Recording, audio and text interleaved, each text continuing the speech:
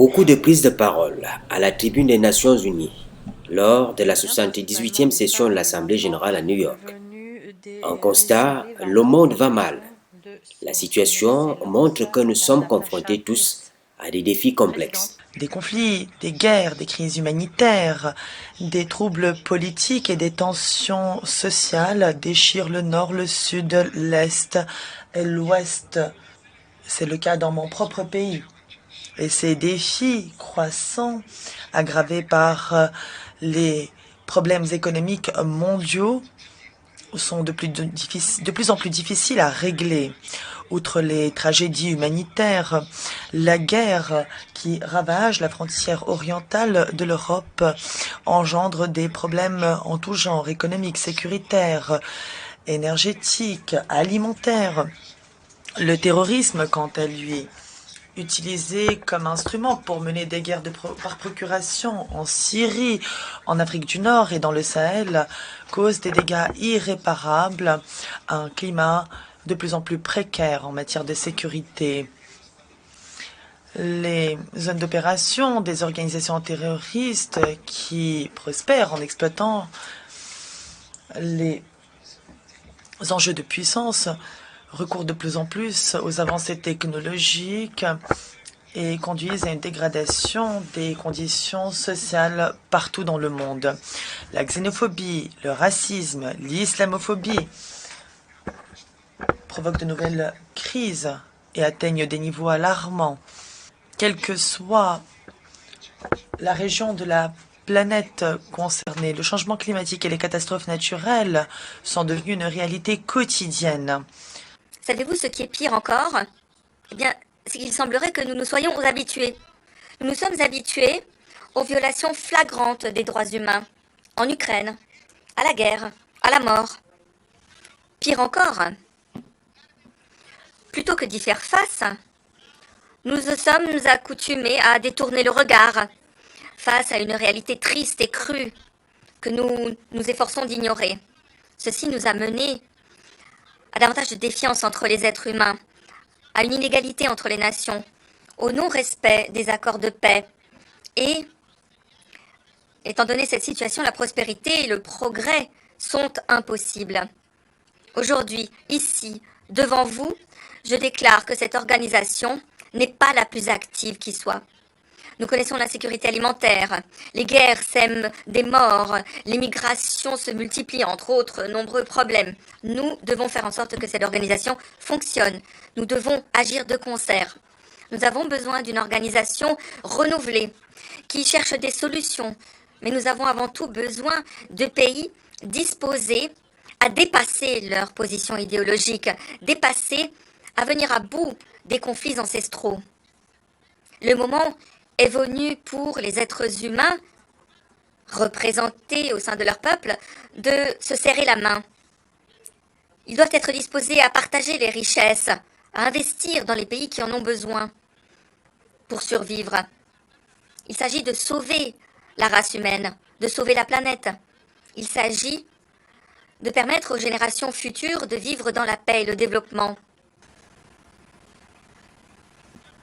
Je tiens à vous dire ici aujourd'hui que le monde est en pire état par rapport à il y a 4 ans.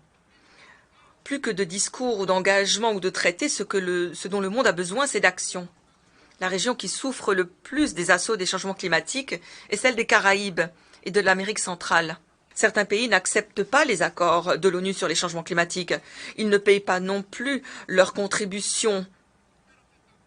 Et ils ne sont pas non plus tenus responsables de la pollution de leurs industries et moins encore des destructions qu'ils occasionnent. Est-ce que c'est juste, Monsieur le Président? La menace grave liée à la consommation de drogues, notamment les drogues de synthèse, doit être une question qui préoccupe la communauté internationale.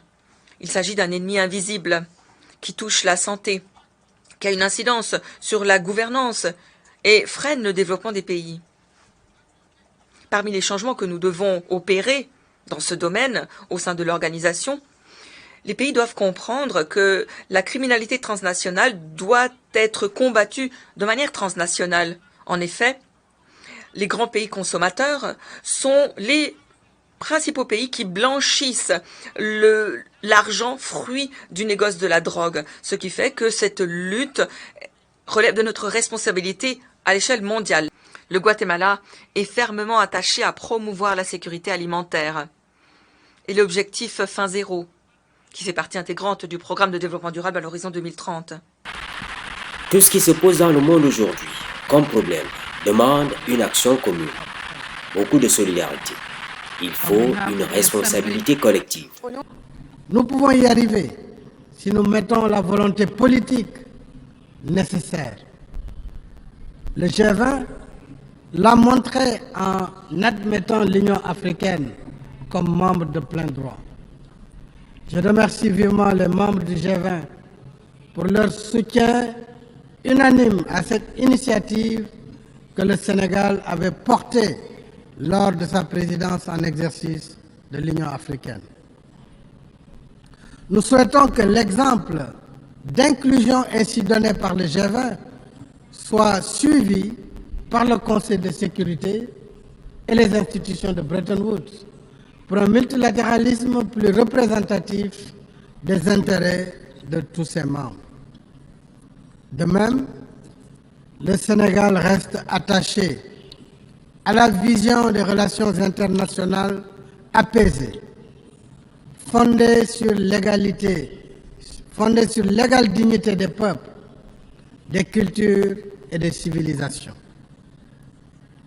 Le 31 octobre 1961, soit un an après l'indépendance de notre pays, le président Léopold Sédar Senghor expliquait ici, sur cette vision, par ces mots, et je le cite, « Une civilisation particulière ne saurait s'imposer seule sans dresser contre elle la majeure partie de l'humanité. » Fin de citation.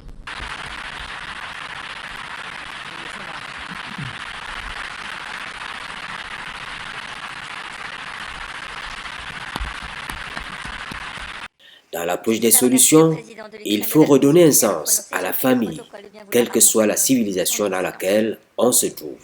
L'institution familiale doit être préservée et protégée. La République de Turquie va célébrer cette année son 100e anniversaire.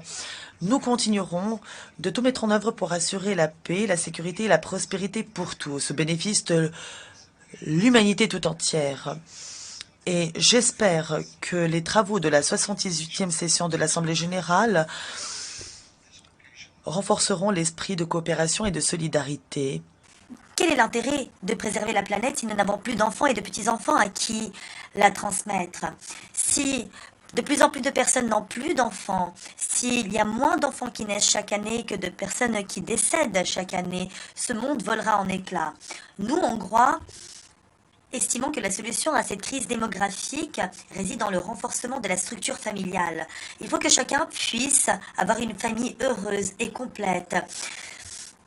La Hongrie a été le premier pays à faire du renforcement des familles une priorité face à cette crise démographique.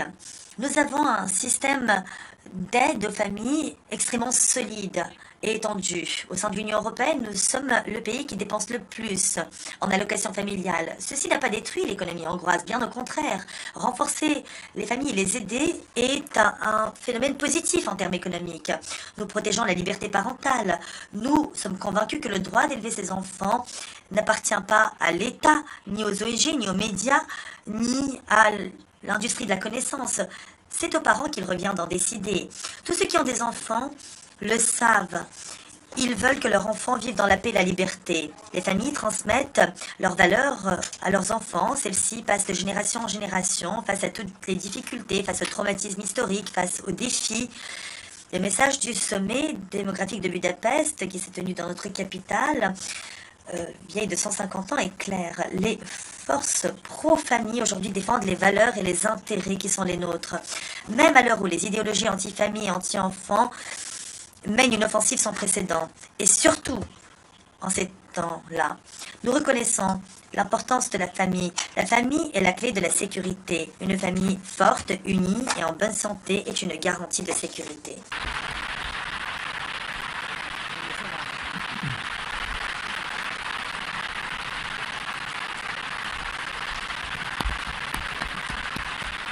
La réforme de l'ONU, appelée de tous les vœux, doit pouvoir aboutir à une organisation plus structurée, fondée sur des valeurs communes et solidement partagées.